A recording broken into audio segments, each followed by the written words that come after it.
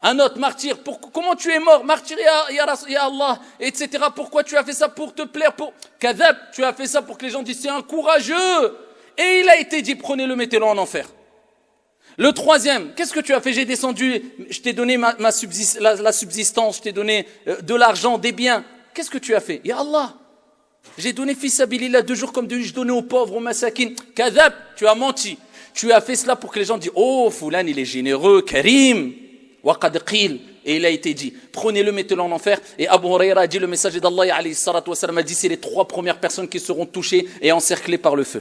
Wala'iyadhu billah. Non, mais Abu Huraira, il tombe dans les pommes.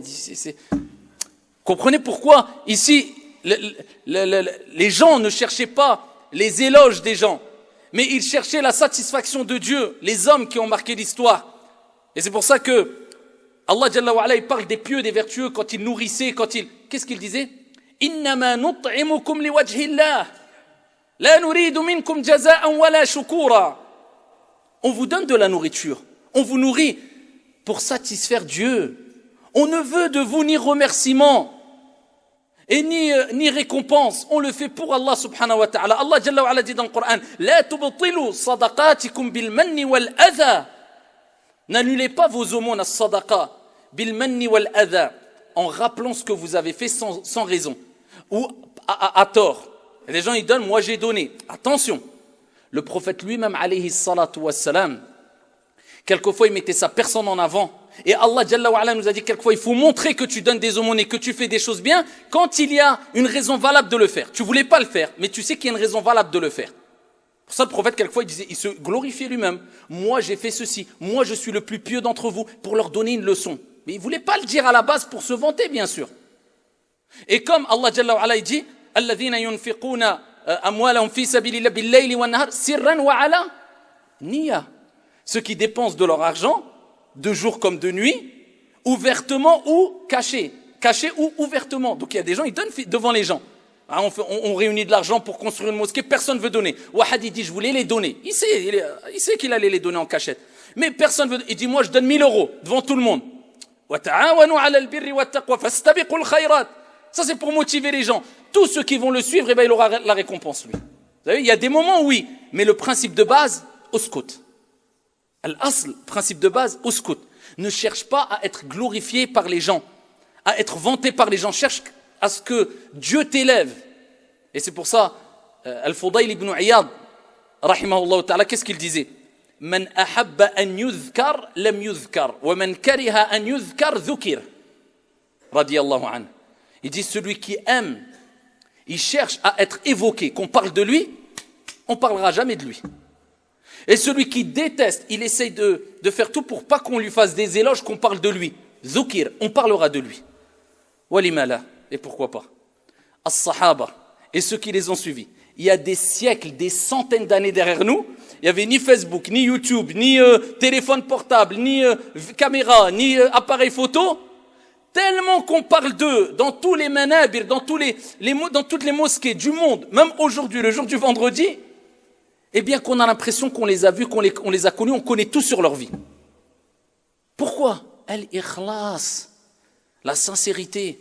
Ils ont été sincères, ils ont caché leur action. Dieu a dévoilé leurs actions, c'est pas devant 100 personnes, devant 100 000 vues sur Internet ou 200 000 vues, devant des milliards de personnes jusqu'à la fin des temps. Qui fait mieux? Al-Ikhlas lillahi azza wa jal. Allah il s'occupe du reste.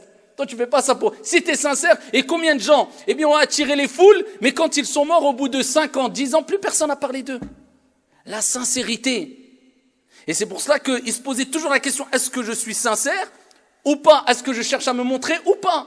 Et on a de grands récits comme Rabi' rahimahullah ta'ala parmi les pieux qui nous ont précédés, il disait, à chaque fois qu'il avait le mushaf dans les mains et que quelqu'un rentrait, il cachait le mushaf. Il détestait que quelqu'un le voit juste avec le mushaf par crainte que les gens disent, oh, il lit le Coran. Hana, illa man rahimallah, hana نرفع أصواتنا في المساجد حتى نشوش على الآخرين بقراءة القرآن وهذا لا يجوز شرعا. Nous on aime bien montrer. يا أيها الذين, alors qu'il y a des gens dans la mosquée, tu déranges les gens pour montrer je lis le Coran. اسكت يا أخي. هذا لا يجوز. لا ينبغي, ça ne convient pas. La discrétion. Eux ils essayent de toujours se cacher. Et ils disaient certains quand ils se levaient le matin et ils avaient fait qiyamul layl. toute la nuit, ils avaient plus de voix. Et quand on leur parlait après Salat Subh, ils se forçaient à parler fort. Pour pas qu'ils remarquent qu'ils avaient plus de voix. Hana, t'as dormi toute la nuit, on t'appelle, tu parles fort pour montrer que tu dormais pas. Pour dire, je suis réveillé depuis longtemps. Il y a la différence entre eux et nous, illa man rahim Allah. Ils faisaient tout pour cacher leurs actions. Ils étaient là pour satisfaire Allah subhanahu wa ta'ala. Comment savoir si tu es sincère ou pas? Comme on a dit précédemment, est-ce que déjà tu te poses la question? Si tu te poses la question, suis-je sincère ou pas? Alhamdulillah. Deuxième des choses, est-ce que tu as des actions cachées? Il y a un parmi les pieux prédécesseurs, il est rapporté de lui qu'il a prié 23 ans, qiyamul layl, la prière de la nuit, sans que son épouse ne sache qu'il a fait ne serait-ce qu'une nuit la prière. 23 ans. On fait une petite action, on prend le parleur, on a à tout l'alam. J'ai fait, tu sais ce que, 23 ans, qiyamul layl. Ils faisaient tout pour cacher. Personne ne sache. Parce qu'ils avaient compris que je fais pour Allah, pas pour les gens. J'attends pas la récompense des gens, j'attends pas le maître des gens, j'attends pas. Ça ne veut pas dire, attention, que on n'a pas le droit de glorifier les gens dans certains cas. Au contraire, ou d'être reconnaissant. Parce que Dieu, il dit, les pieux, ils disent, la nuridu minkum jaza'an wala shukura. On n'attend de vous ni remerciement, ni reconnaissance, et ni récompense. Mais ceux qui ne sont pas reconnaissants, envers ceux qui font le bien, ceux-là, ils sont dans une grave situation. Parce que le prophète, il dit, celui qui n'est pas reconnaissant envers les gens n'est pas reconnaissant envers Allah. Eux, mais ça, c'est leur problème, c'est leur faute. Toi, n'attends pas les reconnaissances des gens. N'attends pas les remerciements des gens, venant des gens. Donc, première des choses, pose-toi la question, est-ce que je suis sincère ou pas? C'est un signe de sincérité. Deuxième des choses, est-ce que tu caches des actions? Ou est-ce que tous tes actes d'adoration, c'est que devant les gens? Si tu te dis, moi, je prie devant les gens, je fais des choses, mais moi, je sais que quelquefois, je fais le jeûne, personne n'est au courant. Je sais que je donne des aumônes, personne n'est au courant, ni ma femme, ni mes enfants, ni mes frères. Je sais que quelquefois, j'aide des gens, personne n'est au courant. Je sais que j'ai fait des choses, des grandes actions, j'espère qu'ils seront grandes auprès d'Allah, personne n'est au courant. Wallahi, tu es sincère. Mais si tu fais le bilan et tu dis, ah ouais, c'est vrai, subhanallah, à part ce que les gens voient, j'ai rien fait du tout.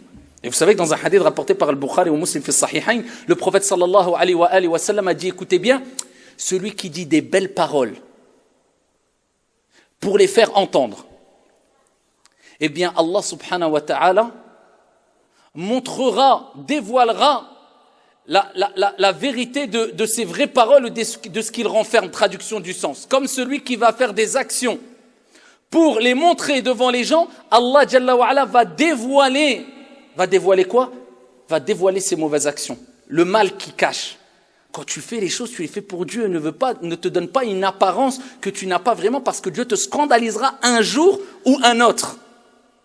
Donc garde des actions entre toi et Allah Azza wa Jalla. Si tu n'en as pas, eh bien c'est le début, c'est le moment.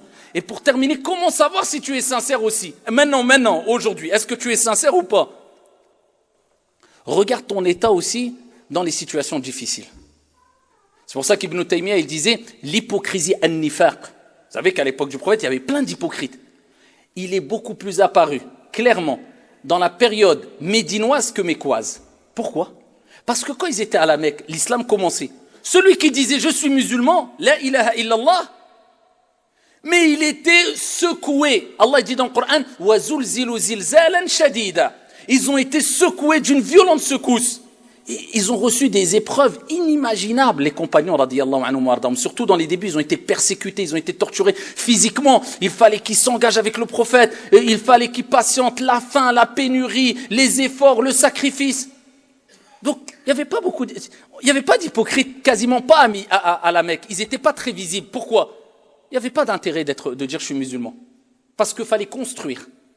Mais à Médine, tout a été servi sur un plateau. Ça y est, il y a eu Fathu Makkah, ils ont reconquéri la Mecque, ils ont pris Médine, ils étaient à Médine, ils ont fondé, ils ont construit la mosquée du prophète, ils étaient dans une société calme, apaisée, sereine. Alhamdulillah. Ah, donc quand tout est servi sur un plateau, là, tu n'arrives plus à différencier entre celui qui est véridique ou pas. Mais lors des épreuves et des tempêtes et des difficultés, là, ceux qui restent fermes et qui sont à côté de toi ou qui sont là présents, sache qu'ils ne peuvent être que sincères. C'est pour ça qu'on dit, alhamdulillah, la difficulté, les épreuves, eh bien, ça filtre et ça permet de te montrer qui est sincère. Wallahu a'lam, on ne juge pas les intentions, c'est Dieu. Mais ça te donne des signes, des indices. Qui est sûrement sincère, qui ne l'est pas.